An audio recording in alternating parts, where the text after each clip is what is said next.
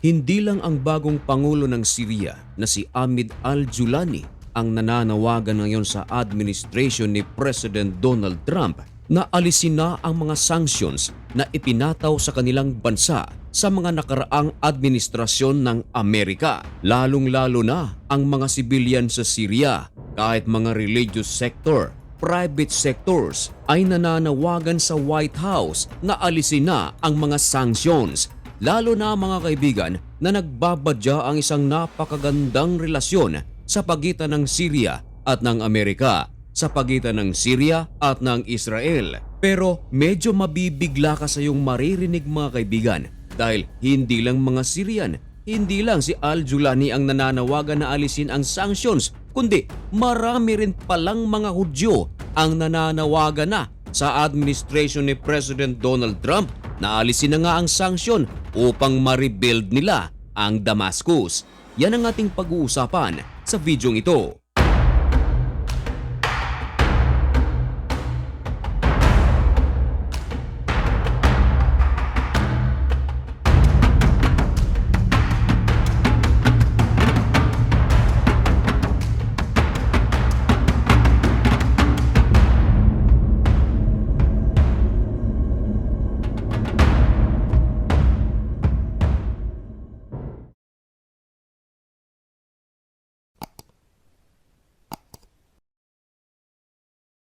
Maligayang pagbabalik mga mahal kong kaibigan sa ating mga subscribers, sa ating mga silent viewers, sa ating mga bashers at sa ating mga members sa channel na ito. Kumusta ang inyong araw ng Lunes? Ngayon ay March 10, 2025. Isa na namang mainit na balita ang ating ihahatid sa inyo.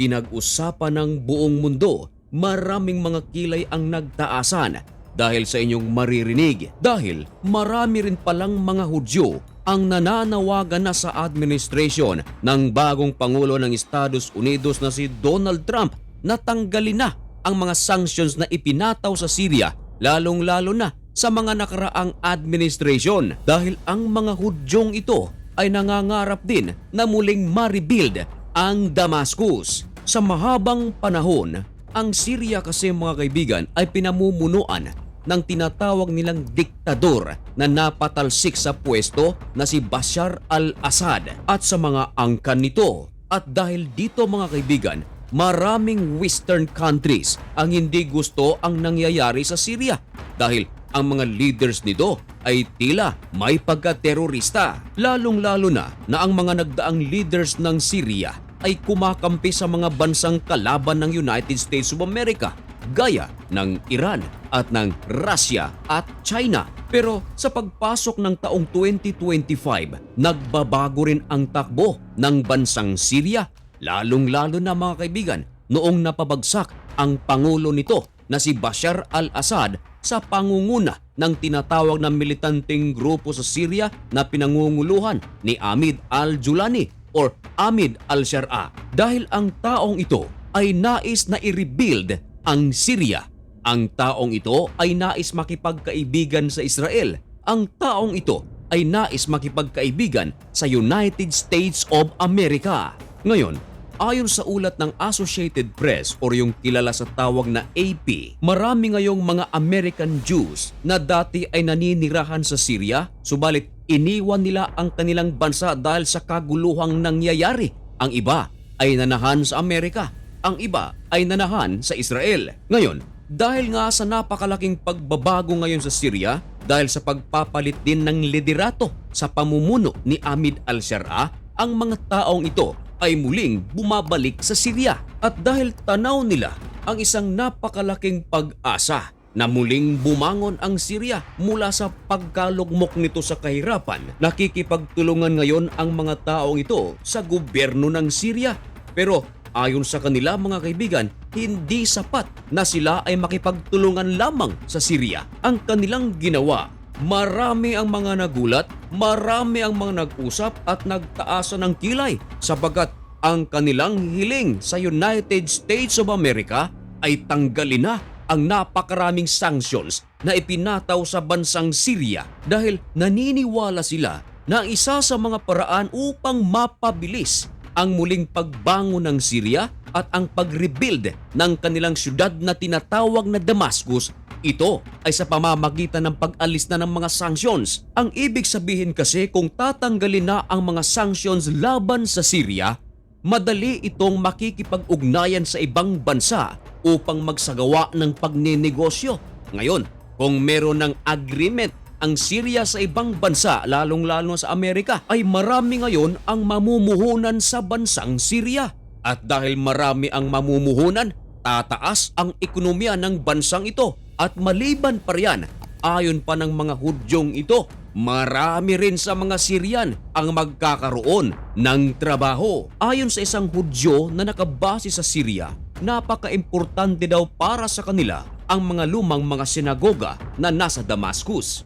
Ang Damascus kasi ay isa sa mga tinaguriang matandang syudad sa buong mundo. Marami rin sa mga biblical history na nabanggit ang Damascus, maging sa Old Testament at maging sa New Testament, lalong-lalo na mga kaibigan sa buhay ng Apostol Pablo. Sabagat napakalaki ng bagay ng Damascus sa buhay ni Apostol Pablo at nang ito ay makonvert na sa paniniwalang Kristiyano.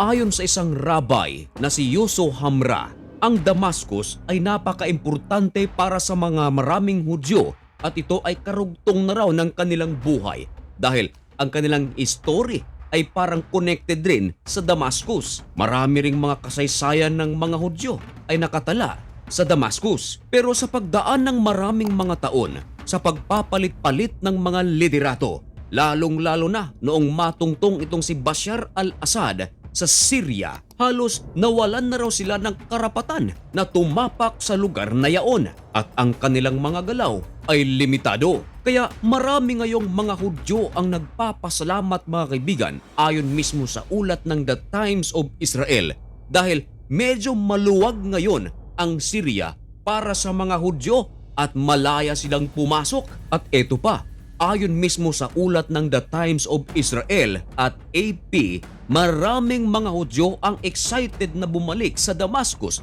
maging ang mga US Jewish ay handa at pinaka-excited raw sila na bumalik sa kanilang bansa. Pero yun nga, dahil bago pa lamang ang balitang ito ay wala pa tayong naririnig na reply ng United States of America kung ano ang kanilang isasagot sa mga panawagan ng mga US Jews at mga mismong Hudyo. Pero marami ang mga naniniwala na malaki ang possibility na parang pagbibigyan ito ni President Donald Trump dahil nga ang presidente nito na si Ahmed al-Sharia ay nais makipagkaibigan sa United States of America. At ang bagay na yan ay isa sa ating mga tututukan dito lang sa channel na ito. Kaya para maging updated ka, baka naman pwedeng makahingi ng kaunting pabor. I-subscribe mo na rin ang napakaliit nating channel na ito. Shoutout nga rin pala sa mga members ng channel na ito. Kay Pinoy Tropa TV, kay Victor 1975,